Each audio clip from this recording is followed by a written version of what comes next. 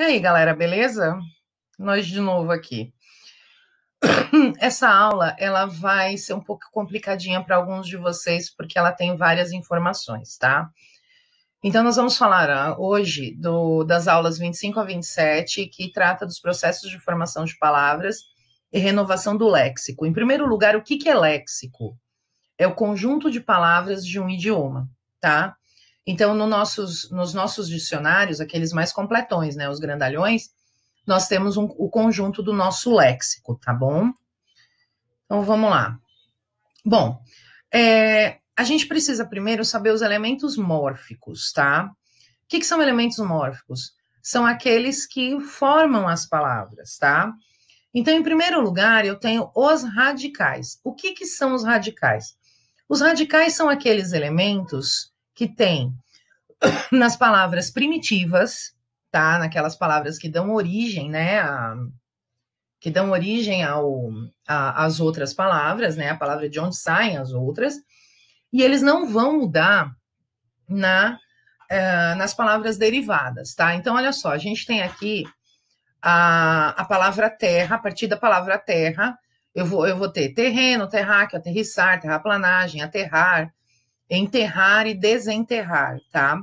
Então, vocês observem que em todas elas, as letras T, R, R não se alteram, elas estão presentes.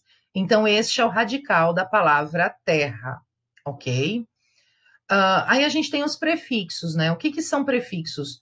São partículas que nós colocamos na frente das palavras para a gente formar outras. Então, olha só, eu tenho a palavra moral. Aí eu coloco o prefixo a, que é um prefixo de privação, de negação. Aí eu tenho a palavra amoral.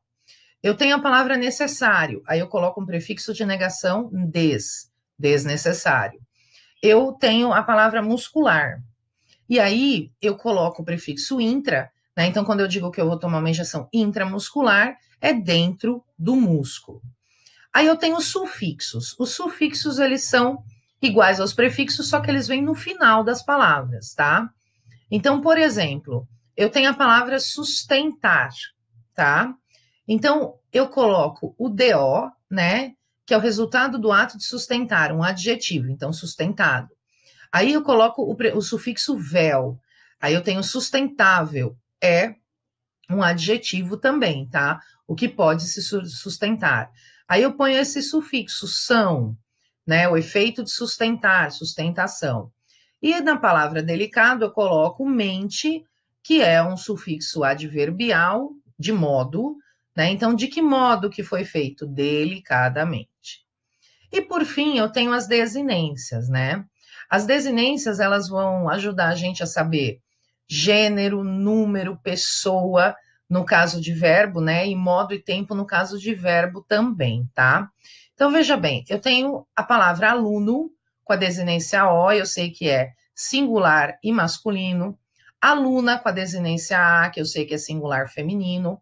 Alunos com a desinência OS, que eu sei que é plural masculino. Alunas com a desinência as, que eu sei que é plural feminino. Agora, olha o verbo, chego, eu chego. Com essa desinência, eu sei que eu estou falando. Olha só, gente, por causa desse o, eu sei que eu estou falando na primeira pessoa, do singular, do presente, do indicativo do verbo chegar. Aí eu cheguei, essa desinência me dá a ideia de que eu estou falando na primeira pessoa, do singular, do pretérito perfeito, do indicativo, tá? Então, a desinência serve para isso. Muito bem. Aí, agora a gente vai falar do processo de formação de palavras propriamente dito, né? Óbvio que a partir do radical sempre, tá? Por isso que teve aquela noção de radical de morfologia lá atrás. E a gente tem dois tipos de formação, por derivação, né, e por composição, tá? Então, por derivação. A derivação eu tenho algumas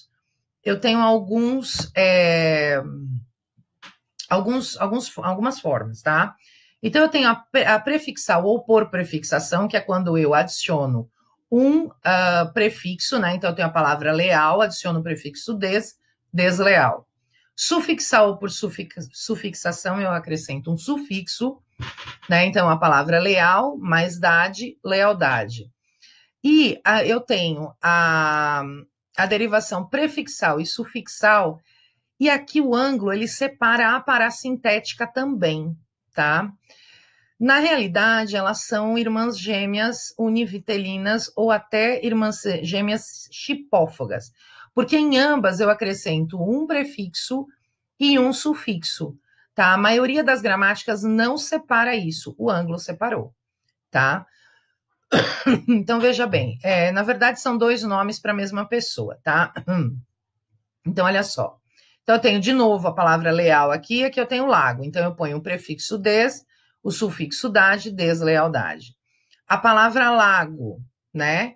Eu coloco o prefixo a e aqui é uma desinência, por isso que o ângulo separou, tá? Porque a parassintética tem a desinência em vez do sufixo. Então, alargar. Aí eu tenho a derivação regressiva. O que é a derivação regressiva? É quando, em vez de eu acrescentar, eu tiro uma letra, né, ou uma parte da palavra, inclusive ela muda de classe gramatical. Olha só, eu tenho o verbo comprar, eu tirei o R, eu transformei o verbo comprar na palavra compra, então de verbo ela se transformou num substantivo. Isso é a regressiva, tá? A imprópria é quando eu transformo uma palavra, eu mudo só a classe gramatical da palavra. Então, aqui, olhar é verbo, tá? E ela está aqui sendo usada como substantivo por conta deste artigo.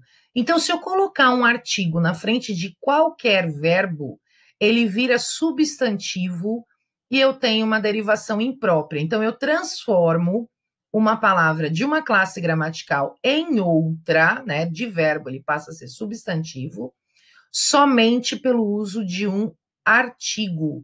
Eu não altero a palavra, a estrutura da palavra, eu acrescento um artigo a ela, tá? Aí a gente tem por composição. Composição a gente tem dois processos: justaposição e aglutinação. A justaposição é quando a palavra, as duas palavras ou mais que formam a terceira palavra, né? Ou formam uma outra palavra, é quando essas palavras não perdem nada, só se juntam. Então, olha só, pontapé. Eu tenho a palavra ponta e a palavra pé, eu juntei e virou pontapé. Guarda-chuva, eu tenho a palavra guarda, eu tenho a palavra chuva, eu juntei e formou guarda-chuva, tá? É fácil vocês pensarem, ó, porque ela vai ter um terceiro significado. Então, guarda, né, de dar abrigo, né? Chuva, né, o fenômeno natural, e guarda-chuva, aquilo que dá abrigo da chuva. Mas é uma terceira coisa aí que a gente está falando. E a aglutinação é quando você pega duas ou mais palavras para formar uma outra palavra, só que pelo menos uma dessas palavras vai perder alguma parte. Então, olha só. Eu tenho a palavra planalto. A planalto saiu de plano mais alto. Então, esse O foi perdido e eu juntei as duas palavras. Pontiagudo. Na verdade, isso daqui é ponta aguda. Então, eu substituí, perdeu a ponta, perdeu o A, que foi substituído por I, e eu juntei agudo. Então, a gente tem aguardente, né, que é água ardente. A gente tem pernilongo, que é perna longa. A gente tem embora, que é em boa hora, e por aí vai, tá? Bom, o que a gente pode falar da incorporação de palavras à língua? Nós temos dois fenômenos aí.